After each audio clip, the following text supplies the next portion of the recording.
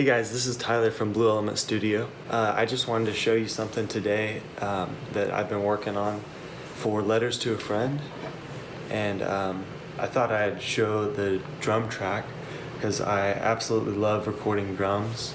So thanks guys in the band for letting me use this clip to show some mixing that I'm doing on it. Here's how the track sounds with just the drums going.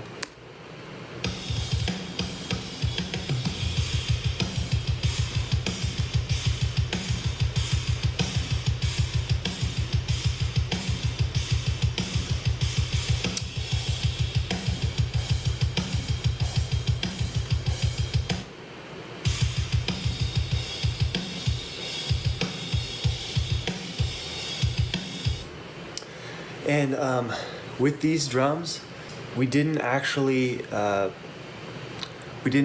cymbals available or fresh drum heads or anything like that. So we tracked the drum shells and programmed the cymbals separately. So let me show you what we did there. For the cymbals, we just used Stephen Slate drums for each one. Just had them here, routed them to the right spots, and used a MIDI controller to program those in. With tracking the real drums instead of just programming them in, it just gives a more realistic velocity for how the drummer actually plays. So with the kick drum, that's really important. Even though we did replace the kick drum with a sample, I went ahead and used Stephen Slate Trigger on the kick drum. So this is what it sounded like without processing.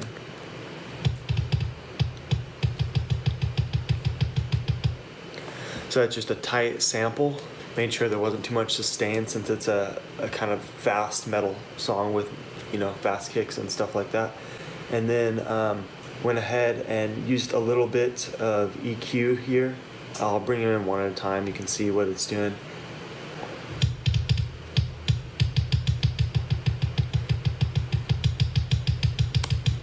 So this Neve really makes the kick kind of scooped and where it hits harder, but in a way that is still soft.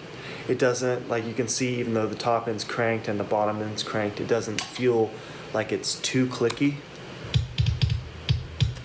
It still feels really good. Then a little bit of this EQ was just pulling out a little bit of clickiness. And then last, this virtual channel from Slate kind of softens it up and gives it more harmonics, so it feels a lot better. Just subtle stuff, but without it, with it,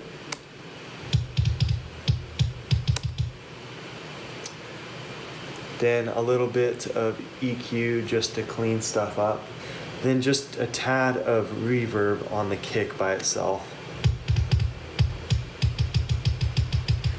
And that you don't notice very much. It's just that once you have a super tight kick and it's and there's like barely any sustain at all, then that's good, but sometimes you want it to feel a little bit more like it's being played in a room. So that's what that was for. I used some of the natural snare. I actually pitched it down just a little bit with this pitch shifter because I felt like it set a little better with the key of the song.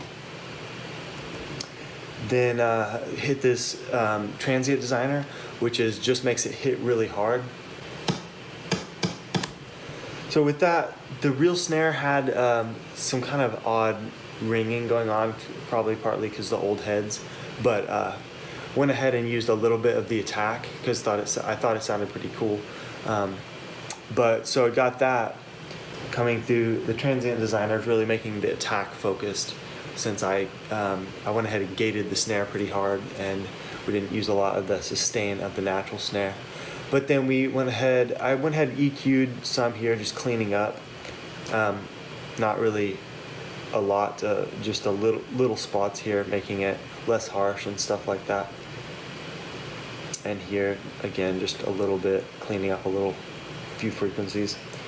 Then here, it's kind of the same thing, similar to with the kick drum. Without this, that's how the snare sounds once you put this in. It just sounds a little thicker. Same with the EQ, just like boosting a little lows here and boosting a little highs. With the Neve, always sounds good and smooth. And then, let's see, same thing here, just used a different version. I believe it's a SSL console emulation. Instead, on the kick, I used the Neve one here.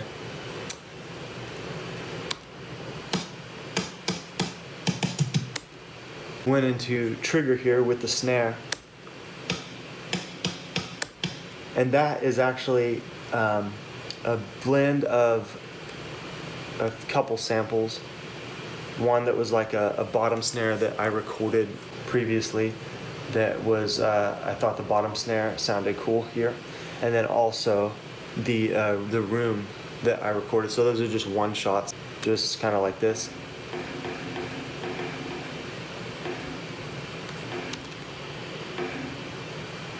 So they're very quiet. This one,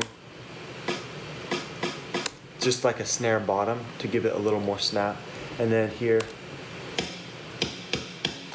is the sample I added in. It's 73% those, only a little bit of the natural. Yeah. So that's how it sounds right there. And so with Trigger, it's good because it's not just one shots. Like these were one shots, and you know they're just gonna sound the same every time they get triggered. But this one is actually one of the Slate ones. So the dynamics of how the drummer played translates to that sample, and it actually plays the sample with those same dynamics. So it's really nice there. So these ones give some consistency. And even though this is mostly sample, it still gives the real vibe of how hard the drummer hit each hit differently, you know. Then it's going into this virtual mix rack, and this is where it hits this Neve a little bit, which is just boosting a little low end, nothing crazy, and then going into this compressor, which makes it pop pretty hard. So this is how it sounds with those, and a little bit of EQ after the compression too. And then for the snare, just a little bit of reverb. Let's see, it's 15% blended in there, and kind of medium size and decay time. So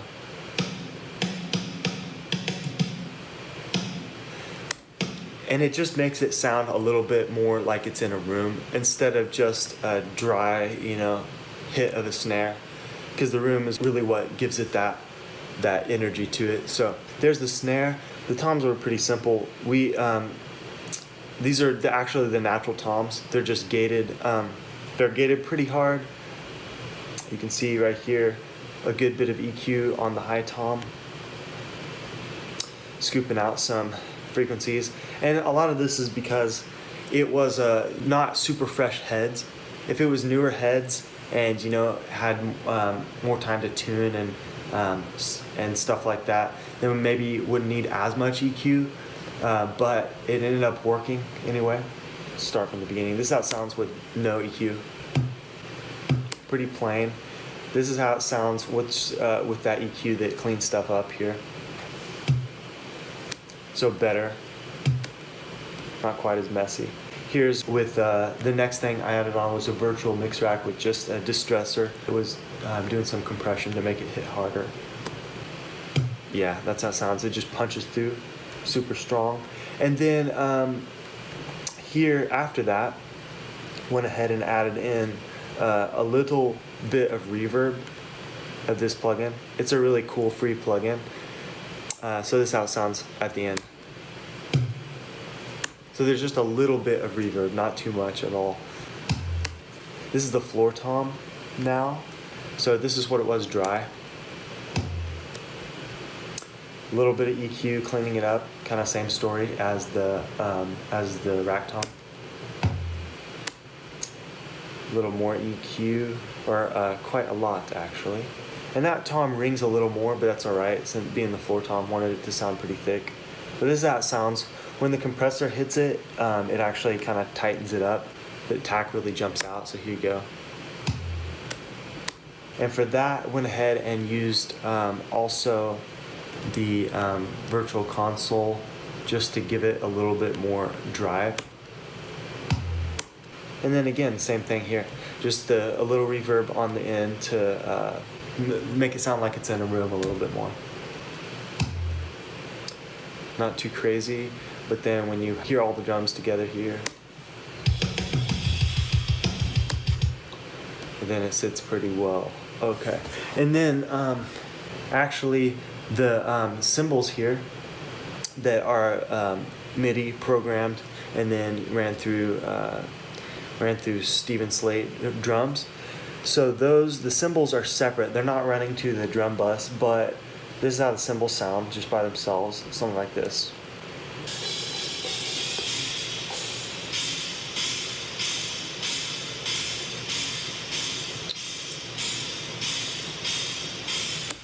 And then those are separate, so those aren't running to the drum bus. This drum bus has all the kick, snare, toms, and then the room coming out of this Steven Slate drums. So the room is actually going to the drum bus. So when I solo the drum bus here,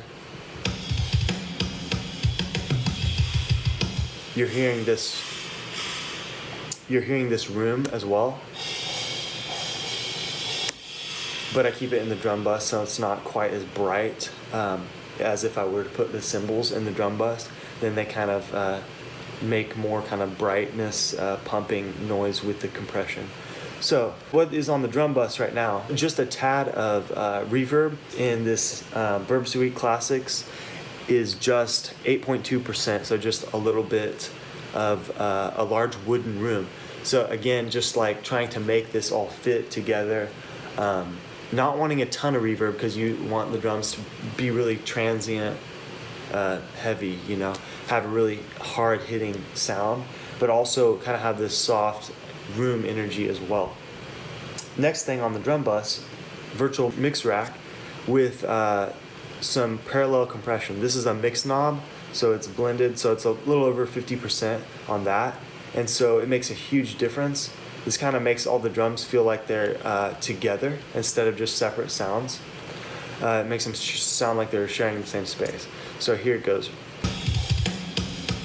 That's with it. If I take this away,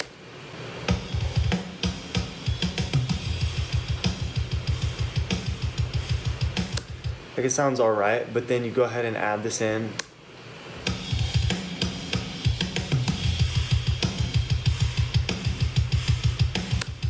It just glues it together super nicely, makes it feel like it's just the drummer's playing right in front of you instead of like, separate drum pieces that were recorded.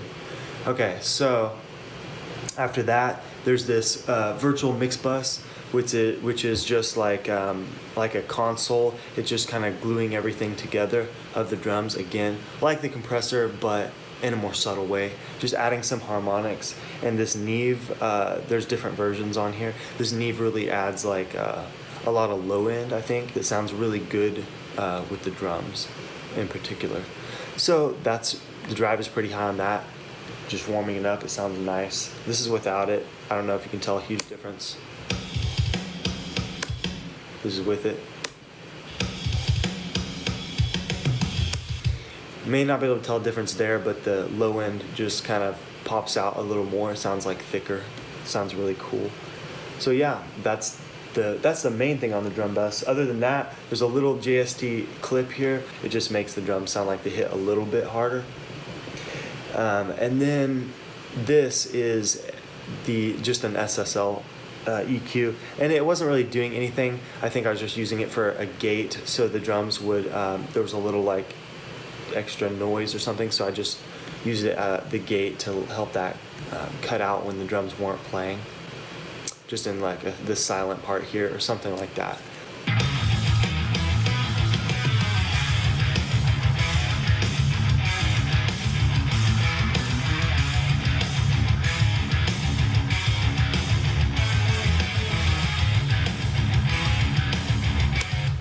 So that's kind of how the instrument sounds so far. At the end, I'll go ahead and play a part with the vocals in it. Yeah, anyway, that's about it.